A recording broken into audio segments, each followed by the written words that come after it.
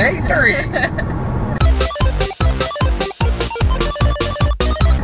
Day 3, Saturday. Slept in a little bit. It's a little bit longer than we should have. This was probably the best day, I think, of the trip. By far. We started off with the zoo. Zoo! Which was America's first zoo. We went down there, got Philly Pass, let us in for free, which was great. Parking at a garage, which was cheap and local. So it was a really quick walk over there. Good way to start the day. Yep. Saw a lot of animals. Saw some turtles. At least 7 different kinds of animals. And, alright, like 10. At least. So, we got to see some turtles. We got to see a lot of turtles. We saw some sea turtles, some box turtles, some square turtles. There weren't any sea turtles. I would have freaked out if there were sea turtles. They had some river turtles. Yeah. They had like that elephant turtle thing. So big. No, not that one. The one with the little like mole one that had flippers like a sea turtle. Oh, like the pig-nosed one? Yeah. The pig-nosed turtle. One, not whatever. Yeah, whatever. And then they had the alligator one, which was huge. The thing was so big. It was like 3 feet long. At least, about. Yeah, and it was wide. And like, I've seen them like in the rivers and stuff, but like, I never seen them like that up close. And they were really big. And then we saw like the Galapagos Island turtles, which actually aren't all from Galapagos Island, I guess. But those were really big too and old. But there was one that was like, it was giant, dude. I said that it was like, if the Ninja Turtles were real, they would be that big. Like, this dude's shell was a good 5 feet long, or vertical, I guess, if he was standing up. Yeah. But, it was really cool. He was very slow, unfortunately. They didn't do any ninja tricks. Yeah. What else did we see? Snow leopard. There was 2. Yeah. But they didn't do anything, which was really sad. Yeah. They were still pretty. It was pretty cold, so a lot of the mammals that were outside were all kind of sleeping in their little dens. So we didn't get to see a lot of them, or none of them did that much. So they didn't really have anything that was like, oh, I've never seen this before. Yeah. You know? I'd actually never seen a cheetah before, but that wasn't out. Me too, yeah. Which was really sad. They had a few giraffes. They didn't have any elephants. It's weird. Which is kind of weird. The reptile house I thought was pretty cool. They had some big old snakes. Those were all out. We saw all the snakes. Learned the difference between an anaconda and a python. Anacondas are thicker and heavier, up to 300 pounds, and pythons are the long ones. They're up to 36 feet. Saw some lions, weren't as large as I've seen before. Wasn't impressed. Just kidding. Saw some lions and tigers and bears. Saw a bunch of birds. They did have this one where like it was kind of like open air, and they got to like fly around and walk through the path, which was cool. We chased one for a little bit. There was a peacock just walking around randomly too. We watched the flamingos fight for a while. Those were fun. Yeah. No idea what they were fighting about. Something's going down in the flamingo pit. Got to run swan boats. Swan boats! Exciting. So we got to piddle paddle around the lake a couple times. Yeah. It was kind of cool, I guess. It's pretty cool. Yeah. Then we went to Tony Luke's for some cheesesteak. Knew it had to happen. So good. Yeah, knew it had to happen sooner or later. So had a buddy who goes to school up there. Give us a couple suggestions. That place rated pretty highly. Went to Tony Luke's. Very, very popular place. When we went down there, it was quite a line. For good reason, though. Oh yeah. Cheesesteak was superb, delectable. Got it with that pepper jack. Sharp provolone. Recommend if you're ever in Philadelphia, Tony Luke's. It's a great place. Yep. Got some sweet potato fries with those too, though. Yeah. Which were like drenched in caramel. It was a very different experience from the sweet potato fries that I've had before. My opinion was that they were kind of like funnel cakes, and then they had caramel drizzled on them, and they had powdered sugar on them. So it's much more of a dessert than like normal fries. It's still very good. And then after that, cheap parking. That was the $8. That was like $8 until midnight. We got there like 2. It was a huge lot. Like, nobody was in there. Right? 23rd and Arch.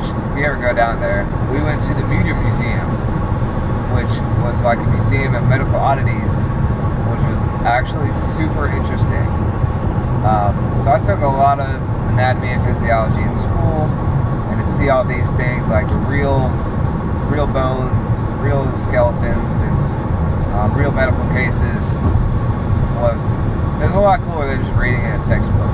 They had a lot of like dried specimen, and they had a lot of like cadaver type stuff that was like preserved, and certain layers peeled away so you could see. Then of course all the weird cases. There were some dicks. There were some dicks. I think probably my favorite part of that was seeing the soap lady. I have no idea why, but I thought that was very interesting. So this lady was buried, and I guess she was buried a lot different than like a normal burial. So a lot of her body was preserved. A lot of her soft tissue was there, and you could see like her actual body, and like not just like the bones or anything, but it was very interesting. Yeah. So from what I understood from it was that just like kind of like dinosaurs or like insects, if you think about fossils, a lot of them are preserved in amber. And so there's more or less, to preserve something like that, conditions have to be optimal. So for something about her burial site and how she was buried, or like the temperature and the climate and a lot of other factors in the biology around her, helped her adipose tissue more or less harden. And so it wasn't like soft and squishy. And so like her whole body was more or less preserved how it was. So you kind of think like a mummy, with dry heat and everything, and they're wrapped, they're pretty well preserved. So it's kind of like that, especially really neat wrappings. So like you can still see her face and like her body, and she was a little larger of a woman. So like kind of her fat was all there. So it was pretty interesting, I would say. I really liked that. What else did they have? The guy with the extra bone. That was really neat. A lot of extra bones. They had this one specimen who had a disposition to grow extra bone. So more or less, long story short, is it produced a lot of extra bone in a lot of parts of his body, and it started fusing together, certain joints and things, and he ended up with a skeleton very strangely oriented. And I think they first noticed it when he was just a little boy, and he grew like that until he was like 40 years old. Yeah, 6 days before his 40th birthday, he died of pneumonia. Oh, really? Nice. Yeah. But like you could see in some of the pictures that they wouldn't let us take pictures of that. But like his shoulder was like had this, so like instead of just your humerus here, like he had extra bone kind of deal going this way that kind of fused that there. Yeah, it looked like a web, and it just like brought his shoulder forward. Yeah, all on his femur and his hip. Like his spine grew really weird, so his neck was kind of like this permanently. Yeah, and his jaw fused together too. Yeah, so that, it was just like, it was all some real weird, wonky stuff. They had the famous giant, the meteor giant, which was like a 7'6" guy, and I don't think there was anything like super special about him, but he just grew really large. It was a demonstration of acromegaly, commonly known as giantism, where your body produces extra growth hormone. They had next to like a regular sized skeleton, and then they had like this little dwarf, which was pretty cool too. And the dwarf was like 3'6" or something, so the disparity between the two was pretty cool. There was a super long wall of skulls, just like they had like the different ages and like what they died of, and just like in a bunch of different conditions. It was really creepy, but it was cool. I mean, to think about it, there was a good like, that would be like over 100 skulls, 120 skulls on that wall. Yeah. And think about like having all those human heads on your wall. That's kind of weird, but it's for science. So that's where I guess where the difference lies. I wasn't thinking of it as weird until you said that. Yeah. Another part I thought was kind of cool was, I don't know how to say it plural, like the fetusi, but, I guess. but, they had a bunch of fetuses like at different stages in the development in jars, and that was really cool to see like how tiny it started. Well, it didn't have a sperm and egg, but like how tiny it starts out and like how it develops as time goes by. That was really neat. And they also had a bunch of like fetus skeletons and everything.